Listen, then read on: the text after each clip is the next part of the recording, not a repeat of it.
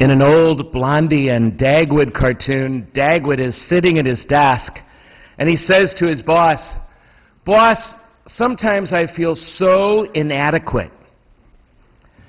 His boss puts his hand on Dagwood's shoulder and says, "Dagwood, deep down inside, everyone feels that way."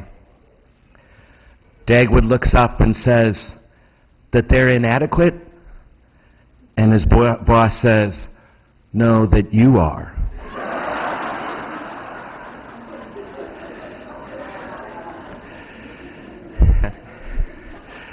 Ever feel a little bit like Dagwood? And there is only one great love. And this morning's gospel lays it out, that there is only one great love, but there are three pieces to that one great love.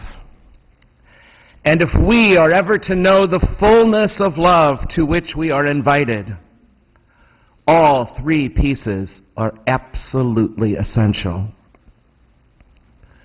One piece is loving God. We talk about that often. The second piece is loving others. That comes up here a lot. But there's a third piece that we don't talk about all that much. As you love yourself. At the very heart of life, a threefold love is required of us: to love our God, to love our neighbor, and to love ourselves. And it's that last piece of this great love that seems to elude us. I'm not sure we even know what that means. It's a love that sometimes we keep tripping over, and that in the end can do us in. And without that piece of this great love in place, the other two are greatly undermined. For the measure we use to measure ourselves is the measure we use on others. The essential truth is that everything you and I have ever learned about loving others, everything you and I have held our feet to the fire to do for others because we know it's the right and good thing to do, everything we value in love that is true in our love for other people has got to also be true of our love for ourselves. We describe love for others as being kind to them. Just being kind. Also then, it should be true that we are kind to ourselves. Are you kind to yourself? We describe love for others as acceptance of them, total acceptance of all their strengths and their weaknesses. Then also, we should be accepting of ourselves in all of our strengths and in all of our weaknesses. And if we don't demand perfection of others, why do we keep demanding that we be perfect before we ever begin to love ourselves? Do you accept yourself as you are before you even ever begin to change anything about you?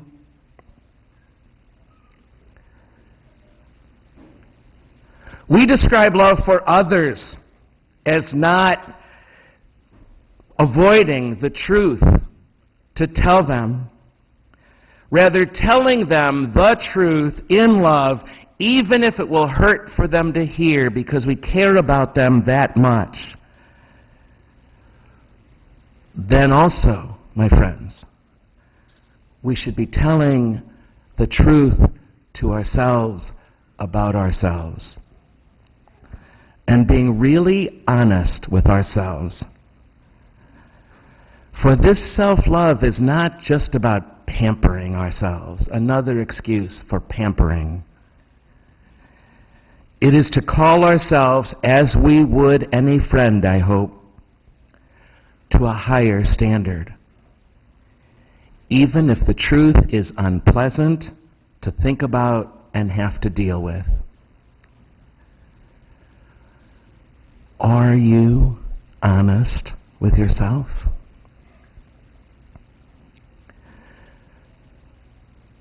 We describe love for others as believing in them. Believing in their goodness, even when they don't act like it. Believing in their possibilities still. If that's true, then we also need to be learning how to believe in ourselves, in our inherent dignity and our goodness and our possibility. Do you? Can you say that you believe in yourself? We describe love for others as forgiving them, that forgiveness is somehow essential in our relationships with other people. If that's true, then also we should be most willing to forgive ourselves when we fall short of our own expectations, when we hurt ourselves, and when we fail. Do you forgive yourself? Have you forgiven yourself?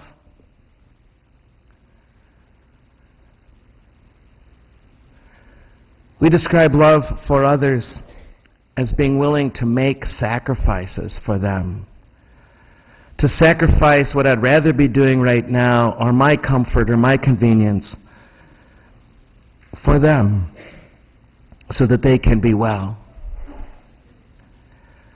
Then also, we should be willing to make sacrifices, to sacrifice something now for ourselves when necessary, so that we can be healthy down the road, so that we can be freer tomorrow than we are today, so that we can sacrifice our own immediate happiness for a long-term happiness.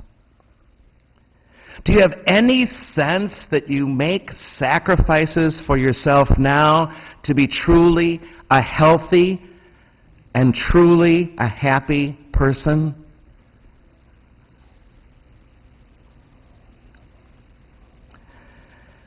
We describe love for others as being able to celebrate their gifts, their talents, their breakthroughs.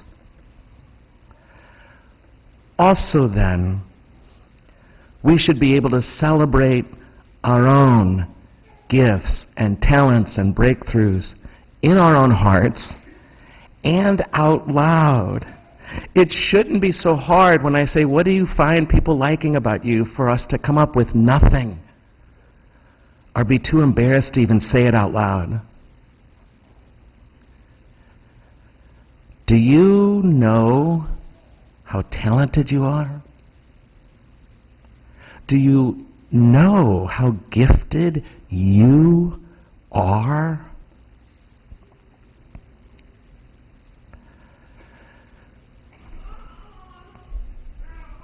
You know, love is a choice. We know that. We know love is a choice, that love is truly about much more than feelings, warm feelings that I feel right now. Love is a choice. Then I should be able to make that choice to love myself, even if I don't like myself on any given day. You know, married couples tell me all the time that they love their spouses, they just don't always like them. And I got to wondering, if you and I don't get that confused sometimes when it comes to relating to ourselves, that just because I don't like myself right now, the way I'm acting or how I'm choosing to live, just because I don't like something about me right now, doesn't mean that I can't make the choice still, even in that feeling, to still love myself. You know, sometimes it's really hard to say to another person, I love you. Sometimes it's easy, but sometimes it's really hard to say it out loud. But say it we must. And we need to be able to say it to ourselves, too. Even on those most lost and lonely days. That's when it's the hardest to say. I know there is a certain loneliness to life. You do too. We all know it too well. Those days when there are moments when we have that pit at the bottom of our stomach.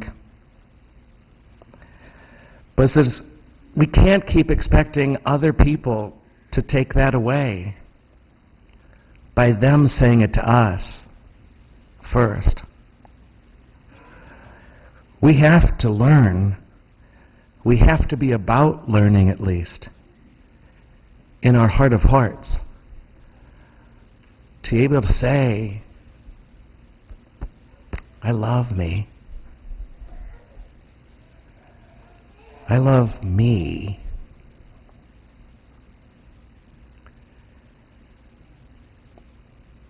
You see, there's a great love. You and I have been called to know and to realize for ourselves. One great love with three essential pieces. And we will not fully love God.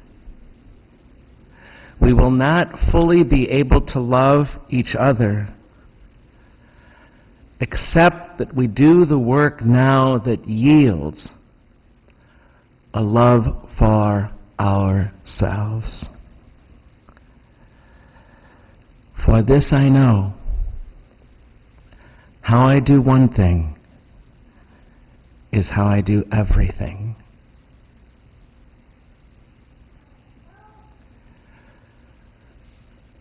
Today, this hour, this Mass is about that peace that begins right here.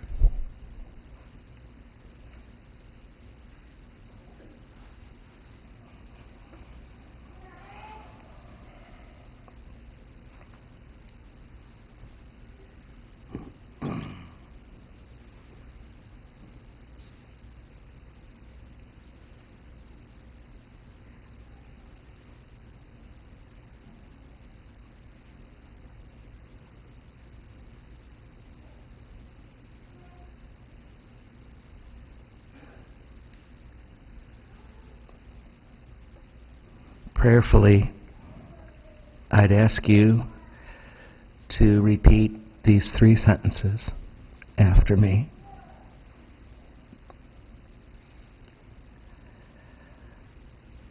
I say yes in love to you, my God.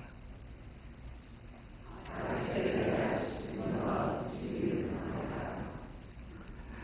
I say yes in love to you, my friends. I say yes in love to you, my friends. And I say yes in love to me.